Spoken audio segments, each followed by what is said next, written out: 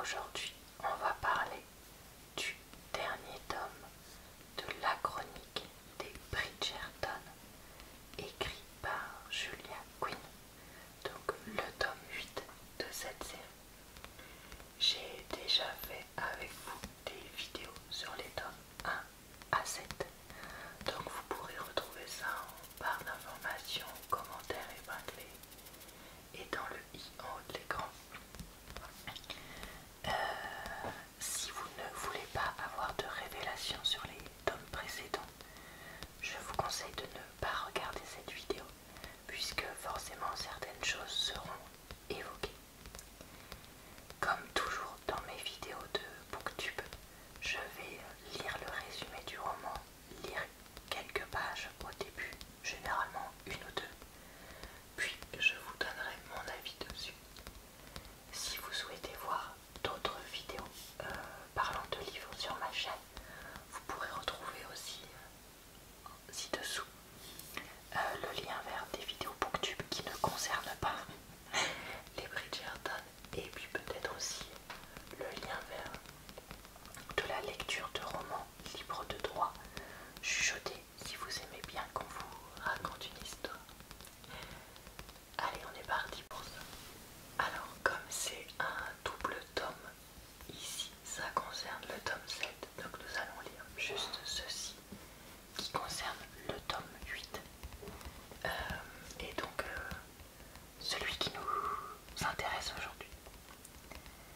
Contrairement à la plupart de ses congénères, Gregory, le Benjamin des Bridgerton, ne vit que dans l'attente du grand amour. Il croit l'avoir trouvé en la personne de Lady Hermione Watson, éblouissante beauté dont hélas le cœur est déjà pris. Qu'à cela ne tienne, Gregory va accepter l'aide de Lucinda Abernathy, la meilleure amie de l'angélique Hermione, pour parvenir à ses fins. Alors là, on se dit, bon, quelle est la jeune fille qui va finir avec Gregory? Est-ce que c'est Hermione ou est-ce que c'est Lucinda? Rien qu'en lisant le résumé, si on connaît la série, on sait que c'est forcément l'une ou l'autre. Prologue. Londres, non loin de l'église Saint-Georges, à Hanover Square, été 1827. Ses poumons étaient en feu. Gregory Bridgerton courait à perdre haleine, indifférent au regard curieux des passants. Ses mouvements étaient rythmés par une étrange et puissante impulsion. 1, 2, 3, 4, 1, 2, 3, 4, qui le propulsait, le poussait en avant, tandis que son esprit se concentrait sur un but, un seul et unique but, l'église. Il devait arriver là-bas. Il devait empêcher le mariage. Depuis combien de temps courait-il ainsi? 1 minute? 5? Il n'en avait aucune idée. L'église. Il devait se rendre à l'église. Elle avait commencé à 11 heures, la cérémonie.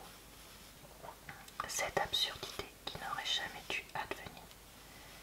Elle avait pourtant accepté, et maintenant il devait tout interrompre. Il devait l'arrêter, elle. Il ignorait comment elle pouvait faire une chose pareille.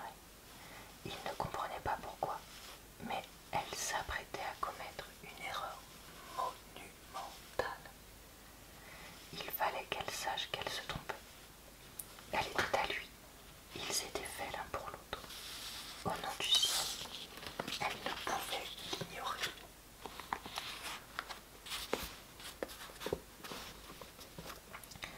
Combien de temps durait une cérémonie nuptiale? 5 minutes? 10? 20? Il n'y avait jamais prêté attention, et il lui serait certainement pas venu à l'esprit de consulter sa montre au début et à la fin. Qui aurait imaginé qu'il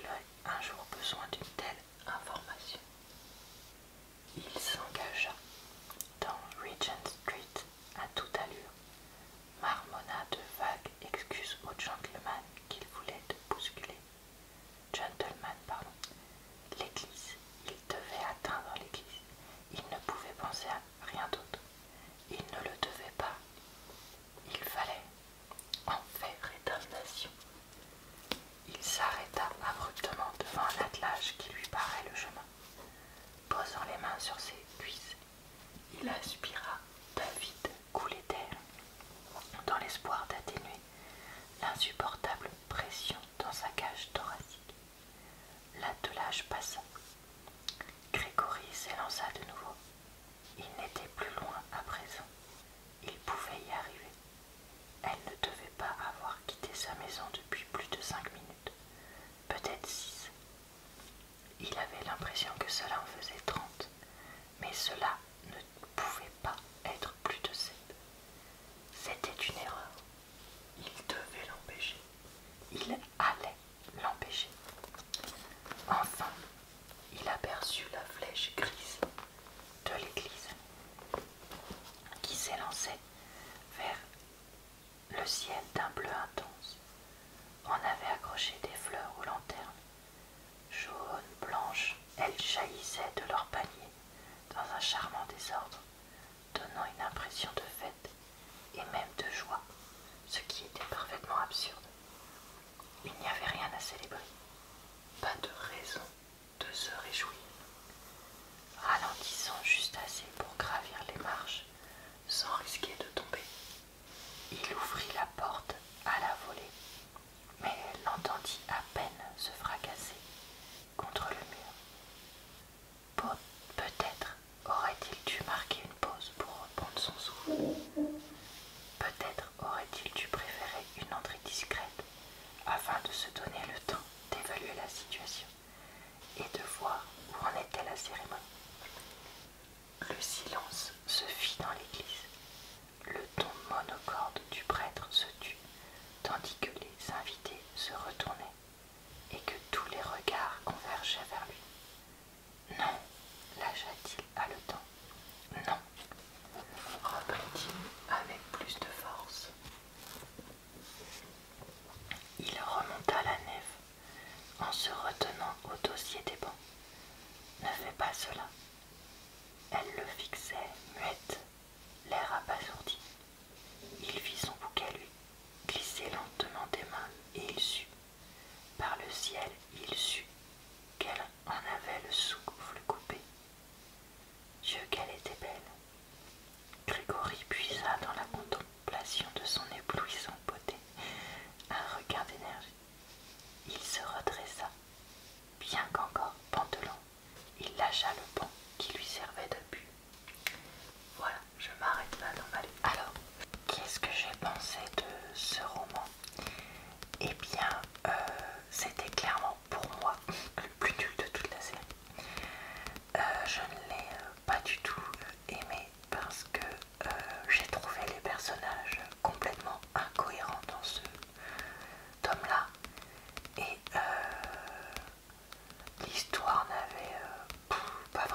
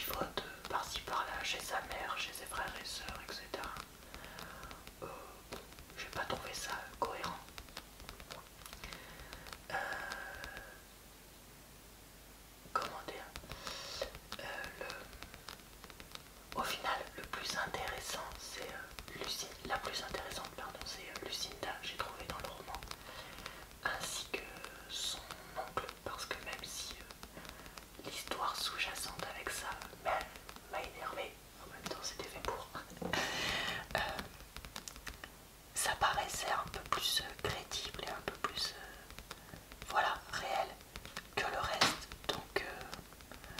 Donc voilà. Et d'ailleurs, un autre signe que clairement l'auteur ne savait plus quoi inventer, c'est que contrairement aux autres, il n'y a qu'une seule scène de SEXE et elle est mais bâclée en deux pauvres paragraphes, voire une page, je sais plus, enfin bref, mais par rapport aux autres romans, on avait quand même des tartines et des tartines. Là, clairement, l'auteur, voilà, elle a plus d'imagination pour ça non plus, etc.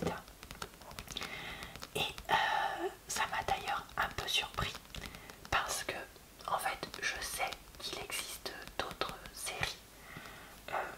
Alors, pas forcément avec les mêmes personnages, mais du même univers par l'auteur. Et du coup, je me demande bien ce qu'elle a pu mettre dedans.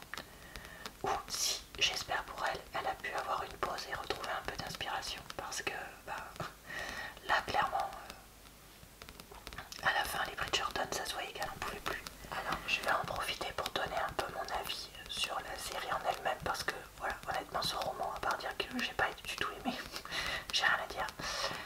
Donc, je vais en profiter pour donner mon avis sur la série en elle-même.